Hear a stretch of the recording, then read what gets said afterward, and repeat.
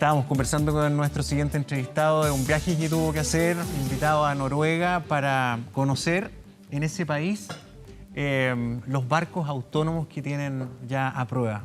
Increíble. Vamos a hablar con Franco Basso, experto en transportes, director del Centro de Innovación y Logística de la Diego Portales. ¿Cómo estás? Buenos días. Buenos días, ¿qué tal? Vamos a hablar de la agenda para acelerar las concesiones que ha propuesto el gobierno en el marco de acelerar también y dinamizar la economía en obras públicas, pero no puedo dejar de preguntarte lo que me estabas contando fuera de pantalla, que lo encuentro increíble. ¿Cómo fue eso? O sea, primera vez en el mundo que hay disponibles navíos autónomos, sin tripulación. Sí, lo interesante que tiene este proyecto que está desarrollando la Norwegian School of Economics es que los barcos autónomos todavía no existen. Los barcos autónomos son prototipos. Y este año en Noruega va a comenzar a operar un barco, pero que va a ser a pequeña escala. Entonces, la gracia que tiene este tipo de proyectos de investigación es que ellos están estudiando problemas logísticos que se van a suscitar en 15 o 20 años más. Y esa es la gran diferencia que tienen los países que tienen una visión de investigación y desarrollo con respecto a países que estamos muy retrasados como nosotros, que somos reactivos. Y eso conecta, de hecho, bastante bien con lo que venimos a conversar acá de los temas de infraestructura. Los problemas que estamos resolviendo ahora son problemas que se empezaron a suscitar hace 10 años. Y si hubiésemos tenido la visión que tienen los países nórdicos, los países más avanzados, de adelantarnos a los problemas, no estaríamos hoy en día teniendo que, por una contingencia asociada a la economía, tener que acelerar las cosas. Sí, ahora uno se puede preguntar, bueno, pero esto del barco autónomo, un barquito a control remoto, no es solamente la choreza esa, sino que tiene un montón de impactos gigantescos, un barco que no va a ocupar tripulación, con menos riesgo, no va a ocupar puerto a lo mejor, o solamente para carga y descarga, pero no va a tener que estar ahí estacionado, puede esperar solo ahí en el océano por meses, digamos. Claro, y lo interesante de esto, y por qué en términos de investigación es súper interesante, porque la pregunta que uno pudiese hacerse, que nosotros rápidamente en ese workshop sacamos de cuestiones que quizás uno podría decir la logística, o sea, las operaciones, quizás van a ser iguales, solo que te vas a ahorrar la plata en tripulación. Pero eso la verdad no es así, hay muchas cosas que se pueden mejorar. Todo lo que tiene que ver con los barcos, por ejemplo, no necesariamente van a tener que estar o terminar su viaje en un puerto. Entonces, eso va a hacer que la cantidad de distancia que recorran tiene que ser menor, porque puede ser que un barquito tenga que ir, por ejemplo, no sé, a Antofagasta, pero después los tripulantes tienen que volver a San Antonio. Entonces, toda esa distancia que se hace desde Antofagasta hasta San Antonio es algo que quizás se pudiese ahorrar. Con los barcos autónomos, ese tipo de cosas van a poder disminuirse. Increíble. Y lo que hay que comenzar a pensar hoy en día es cómo mejoramos las operaciones. No basta solamente esperar a que esté la tecnología para plantearse esas preguntas. Y ese yo creo que es como el gran aprendizaje que tenemos que tener de los países desarrollados en este tipo de temas de investigación. Gracias por compartir eso, porque me pareció súper interesante. Pero vamos al tema que nos convoca. No es que el gobierno vaya a comprar barcos a control remoto, no. Lo que ha anunciado el gobierno es una aceleración de procedimientos, especialmente con las concesiones, con obras en construcción de obras públicas, para poder dinamizar la economía. Y el monto es bastante importante, por lo menos proyectos de unos 1.400 millones de dólares. Con 5 pilares fundamentales en esta agenda. El primero de ellos es este fast track o esta vía rápida para la inversión pública. Los inversionistas se quejan mucho de la lentitud en Chile para poder ejecutar sus proyectos. Yo comparto esa apreciación. En general en Chile, y esto es cada vez peor, los proyectos se están demorando cada vez más. Y eso esencialmente se debe porque las capas administrativas que tiene el Estado, hay mucha gente que dice, no, el Estado es demasiado grande. La verdad es que en las capas administrativas, sacando todo lo que tiene que ver con burocracia, o sea, gente experta que sabe analizar proyectos de ingeniería, que sabe analizar presupuestos, esas capas técnicas son insuficientes, tanto en el Ministerio de Transporte como en el Ministerio de Obras Públicas. Y la buena noticia que entregó el ministro Fontaine ayer dentro de este plan es que se van a destinar 34 millones de dólares, que es una cifra no menor, en los próximos años, para poder mejorar estos temas administrativos y poder agilizar los proyectos. Porque aquí hay que tener claro que no necesariamente lo que fallan acá son proyectos de calidad que sean rentablemente sociables, sino lo que falla acá muchas veces es apurar los proyectos. Y nosotros estamos observando, claro, por ejemplo... Uno de esos 5 ejes del plan es el fortalecimiento técnico, claro, de los propios ministerios, de las propias instituciones. Pero antes de cambiarnos de tema, ¿es solamente lo ministerial lo que hay que mejorar? ¿Cómo se puede hacer también para que ese fortalecimiento técnico esté en entidades como las municipalidades? Fíjate tú que en un rubro tan importante como el inmobiliario, la construcción, he conversado con gente y me dice, oye, nosotros antes comprábamos un paño, por ejemplo, de terreno. A los 6 meses estábamos construyendo. Hoy día pasa más de un año, y especialmente por las unidades encargadas de las obras municipales. Yo estoy de acuerdo, y de hecho ese es un punto que es de más difícil solución que las capas ministeriales, porque evidentemente con presupuesto de la nación uno puede mejorar y entregar más dinero asociado a estas capas administrativas. El problema que ocurre, y aquí hay un tema también de urbanismo y de planificación territorial, es que hoy en día cada municipalidad se maneje como una especie de feudo dentro de su propia ciudad. Y lo que tenemos aquí en Santiago es que cada municipalidad tiene procedimientos que pueden ser distintos, cada municipalidad tiene planes reguladores que son distintos, y aquí lo que urge en términos normativos es poder homogeneizar, por lo menos dentro de una ciudad, reglas para que la gente que quiere invertir, que quiere hacer desarrollo inmobiliario, conozca y no tenga que ir comuna por comuna sabiendo, no, aquí tienes que hablar con Juanito, con Pedrito, luego ir a hablar con la otra señora. Y esos procesos sí es algo que se puede mejorar. Yo espero y tengo la confianza que los gobernadores regionales van a comenzar a ser parte de la solución de este tipo de problemas. No es posible que, por ejemplo, los planos reguladores los decidan netamente las comunas, porque evidentemente que las comunas tienen incentivo, por una parte, por presión de sus ciudadanos, a tratar de disminuir las alturas. Pero hay ciertos lugares donde la densificación es buena. O sea, por ejemplo, si nosotros vamos a tener la línea 9 que va a La Pintana, nosotros queremos que el eje Santa Rosa se pueda construir en altura, obviamente siempre que sea armonioso con el resto de la ciudad, pero queremos que mayor gente pueda estar cerca de una estación de metro. Entonces, si eso se lo dejamos netamente a gente que vive ahí, evidentemente la gente va a decir, yo no quiero que hayan torres grandes. Entonces, lo que hay que avanzar es a tener planos reguladores que sean más amplios y que sean tomados de una manera más central. Y eso evidentemente va a permitir mejorar la equidad y estas diferencias que hay entre distintos municipios. Hay municipios que son muy abiertos a la inversión inmobiliaria, como Estación Central, como Ñuñoa, y hay otros municipios que evidentemente tratan de crear burbujas, ¿cierto? Y eso al final le hace mal al resto de la gente, porque si yo quiero poder comprar un departamento, lo que necesito es tener varias opciones y si limito la altura solamente para dejar contento a mis votantes, estoy siendo injusto con el resto de las personas que quizás les gustaría ir a vivir a esa zona con buen acceso. Sí. Mira, hablemos también de cosas más concretas que se van a acelerar, que se van a ejecutar. Acelerar concesiones por más de 650 millones de dólares en proyectos que estaban contemplados entre este y el 2020, especialmente en autopistas urbanas. Free flow, terceras pistas, pasarelas, enlaces, calles, servicios, acceso aeroportuario. ¿Cuán importante puede ser como impacto para la economía la ejecución de este tipo de obras?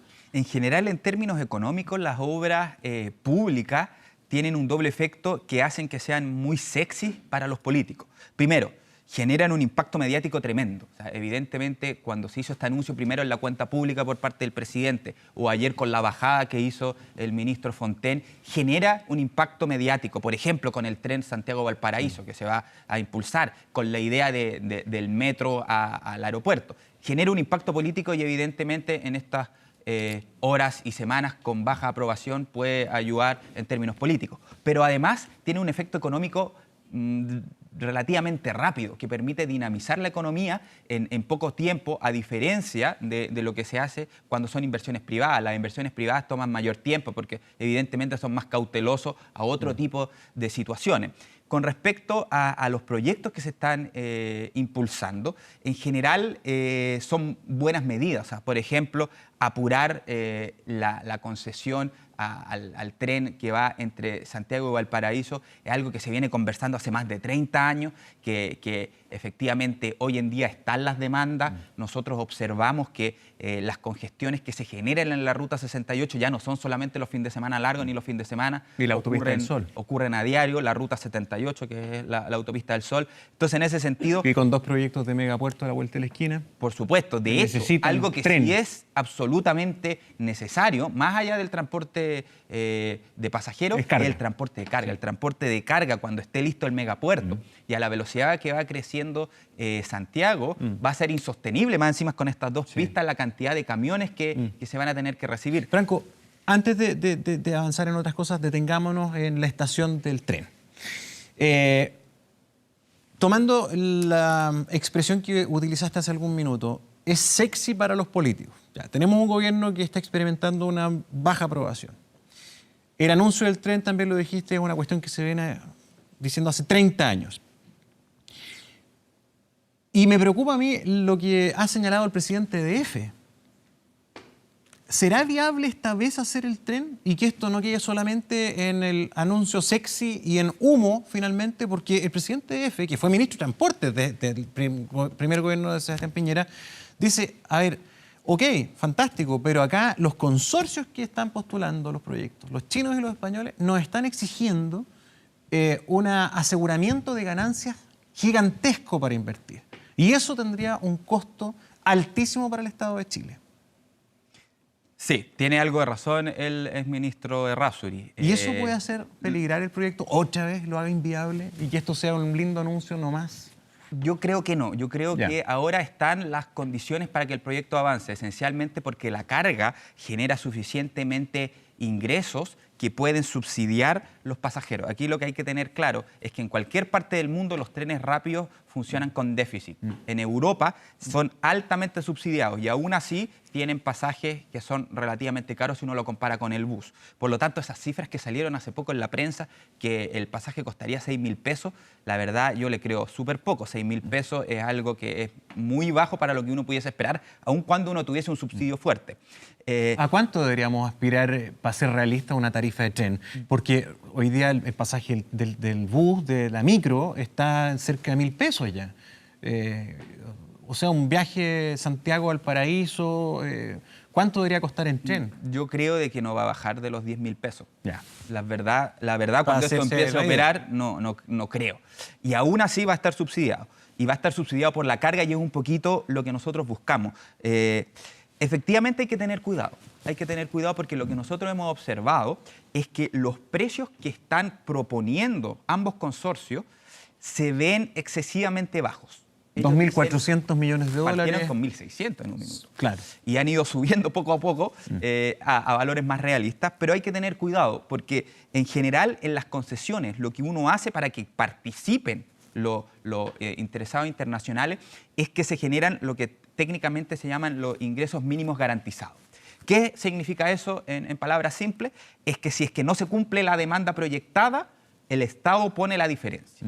Por lo tanto, y aquí volvemos de nuevo a las capas administrativas, las capas administrativas del Estado tienen que ser lo suficientemente hábiles técnicamente para poder medir y estimar correcta manera la demanda, porque si no, lo que vamos a ocurrir es que finalmente todo el Estado y todos los chilenos van a terminar subsidiando algo que no necesariamente tiene sustento técnico subsidiar. Es que, ¿sabes por qué lo digo? No, a ver, yo soy hincha del tren, 100%. O sea, me encantaría que Chile, como se dice tan cliché, somos una faja larga, ¿verdad? Deberíamos ser una gran línea de tren perfecta. Pero también hay que ser realista, no se trata de ser aguafiesta. A mí me cuesta entender cómo esto va a ser viabilizado. Cómo en definitiva se va a lograr hacer esto y que no se transforme en una concesión que después nos haga pasar dolores de cabeza. Me encuentro muy buenos los sistemas de concesión, pero ¿qué nos ha pasado, por ejemplo, con las autopistas?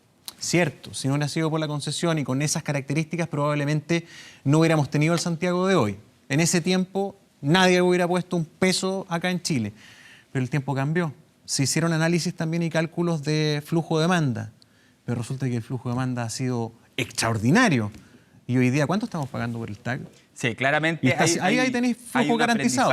Ahí hay un aprendizaje. No, en el caso de la autopista no hay mínimos garantizados. Ellos cobran esencialmente por las pasadas. Pero me refiero a los reajustes. Los reajustes sí son garantizados. Sí, porque tenés IPC más 3,5. Más el 3,5. Sí. Ahí yo creo que esperemos que haya un aprendizaje.